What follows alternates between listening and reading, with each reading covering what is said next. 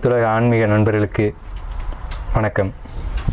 திருவாக்கும் செய்கரமும் கைகொட்டும் செஞ்சொல் பெருவாக்கும் பீடும் பெருக்கும் உருவாக்கும் ஆதலால் வானவரும் ஆணைமுகத்தனை காதலால் கூப்புவதும் கை. இப்போ நாம் பார்க்கக்கூடிய வீடியோ அப்படிங்கிறது மாசி மாத ராசி பலன்கள் அப்படிங்கிறத பார்க்குறோம்.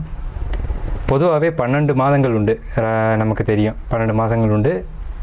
12 மாதங்களுக்கும் ஒவ்வொரு மாதத்துக்கும் ஒவ்வொரு சிறப்பு இருக்கும். ஆனால் இந்த மாசிக்கு மட்டும் அதிகமான சிறப்புகள் கொண்ட மாதம் என்னென்னு கேட்டிங்கன்னா, மாசி மாதம் வந்து 11வது மாதமாக வருது. அந்த மாசி மாதம் வந்து கும்ப வீடு. மாசி மாதம் அப்படின்னா கும்ப வீட்டை தான் அது குறிக்கும். கும்ப வீட்டில் சூரியன் சஞ்சரிக்கிற காலத்தை தான் நம்ம மாசி மாதம் சொல்கிறோம். அப்போ இந்த கும்ப ராசி அப்படிங்கிறது ஜோதிட தத்துவத்தின்படி சிரராசி. சிரராசி அப்படிங்கிறது சிரம்ன்றது நிலையானது அப்படின்னு அர்த்தம். அப்படி கும்பராசின்றது சூரியன் பயணிக்கூடிய அந்த கும்பராசியில் பயணிக்கூடிய சிற மாதமான இந்த மாசி மாதத்துக்கு என்ன ஏற்றம் அப்படின்னு கேட்டிங்கன்னா, சனியினுடைய சொந்த வீடு கும்ப வீடு. அதாவது சனி ஆட்சி பலம் அடையக்கூடிய மூலத்திரிகோண பலம் அடையக்கூடிய வீடு அந்த கும்ப வீடு.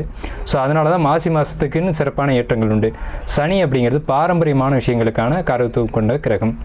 ஸோ இந்த மாசி மாதத்தில் என்ன அதிகமாக நடக்கும் அப்படின்னு பார்த்தீங்கன்னா, பாரம்பரியமான பழமையான வழிபாடுகள், ரொம்ப உக்ரமான தெய்வங்களுக்கான வழிபாடுகள் மாசி மாதத்தில் தான் நடைபெறுது. ஸோ அப்பேற்பட்ட ஏற்றம் கொண்ட மாதம் மாசி மாதம். ஸோ இந்த மாசி மாதத்தில் வரக்கூடிய விஷயம் என்னென்னு கேட்டிங்கன்னா, சிரராசி அப்படின்னு நம்ம ஏற்கனவே சொன்னோம்.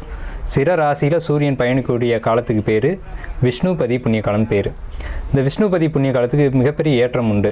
என்னென்னு கேட்டிங்கன்னா, விஷ்ணுபதி புண்ணிய காலம் வரக்கூடிய நாளில் பெருமாள் கோயிலுக்கு போயிட்டு 27 சுற்று கொடிமரத்தோட பெருமாளையும் சேர்த்து சுற்றி உங்களுடைய கோரிக்கைகளை சொல்லி 27 சுற்று, ஒவ்வொரு சுற்றுக்கும் ஒவ்வொரு மஞ்சள் நிற ரோஜாப்பூ கம்பத்தடி, அதாவது கொடி கம்பத்துக்கு அடியில் வச்சுட்டு உங்களுடைய கோரிக்கையை சொல்லிட்டு வந்தீங்கன்னா ஒவ்வொரு சுற்றுக்கும் ஒவ்வொரு பூ இது மாதிரி வச்சுக்கணும். இந்த மாதிரி நீங்கள் உங்கள் வேண்டுதலை வச்சிங்க அப்படின்னா என்ன வேண்டுதலாக இருந்தாலும் நிச்சயம் நிறைவேறும் அப்படின்னு சாஸ்திரம் சொல்லுது. நாமளும் அனுபவத்தில் பார்த்துக்கிட்டு இருக்கோம். ஸோ அப்பேற்பட்ட இந்த மாசி மாதத்துக்கான பலன்களை நம்ம 12 ராசிக்கும் பார்ப்போம். புத்திகாரகனான புதனை அதிபதியாக கொண்ட கன்னிராசி அன்பர்கள். இந்த கன்னிராசி அதிபதி புதன் தான் கலைகள், இசை, நாடகம், கவிதை, எழுத்து இது சார்ந்த அனைத்து விஷயங்களுக்கு புதனே காரகன். இந்த புதன் ஒருத்தருக்கு வளர்த்ததுன்னா என்ன ஆகும் அப்படின்னா, தலைக்கணம் அதிகமாகிடும். எல்லாரையும் கிண்டல் அடிப்பாங்க. ஸோ இது நல்லதுக்கான்னு கேட்டால் அது நல்லதாகவும் இருக்கும், பல இடங்களில் பிரச்சனைகளையும் கொடுக்கும். அதாவது நம்மக்கிட்ட அறிவு இருக்குன்றதுக்காக எல்லா இடத்துலையும் அதை காமிக்கக்கூடாது. தலை கணம் அதிகமானால் அதையும் சேர்த்து நாம் தான் சுமக்கணும். அந்த மாதிரியான ஒரு அமைப்பு தான் கன்னிராசிக்கு அமையும்.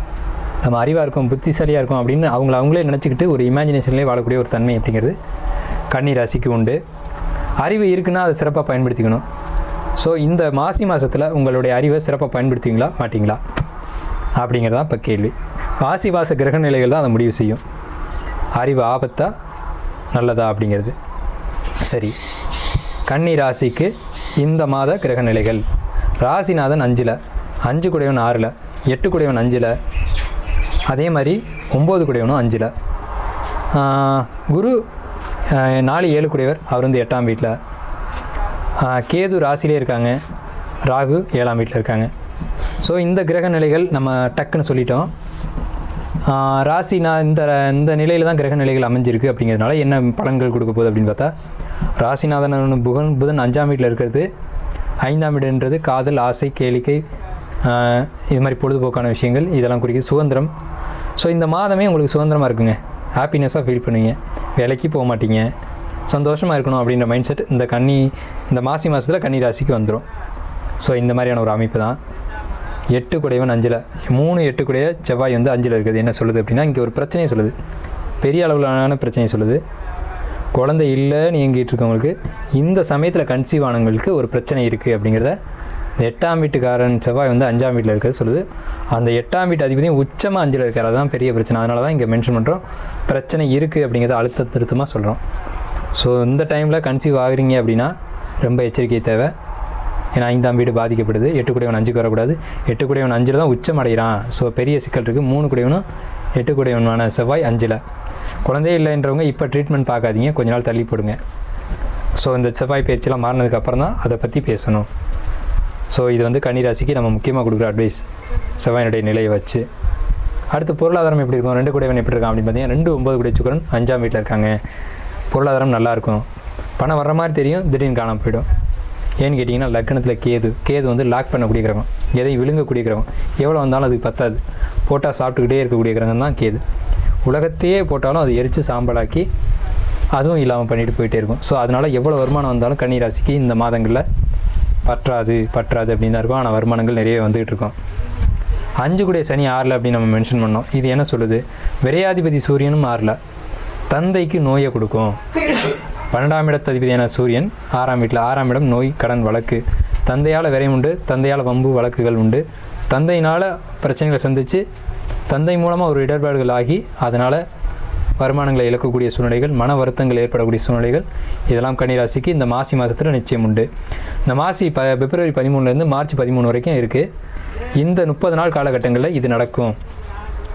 ஸோ மாசி மாதம் தந்தையால் அவமானம், பஞ்சாயத்து அல்லது தந்தையால் மருத்துவ செலவுகள் இதெல்லாம் கொடுக்கும் கன்னிராசிக்கு. அடுத்து பார்த்திங்கன்னா 7ஆம் வீட்டு அதிபதியான குரு பகவான் 8லேருந்து 2 பார்க்குறார். பொருளாதாரம் பரவாயில்ல, நல்லா இருக்குது. பட் ஆனால் குடும்பத்துக்குள்ளே கணவன் மனைவிக்குள்ளே பிரச்சனைகளை கொடுக்கும், கருத்து வேறுபாடுகளை கொடுக்கும், மன வேற்றுமை, பிரிவினை இதெல்லாம் கொடுக்கறதுக்கான வாய்ப்புகள் உண்டு. ஏன்னா இந்த 7ஆம் வீட்டில் ராகு இருக்கிறது, 7ஆம் இடம் தான் வாழ்க்கை துணை.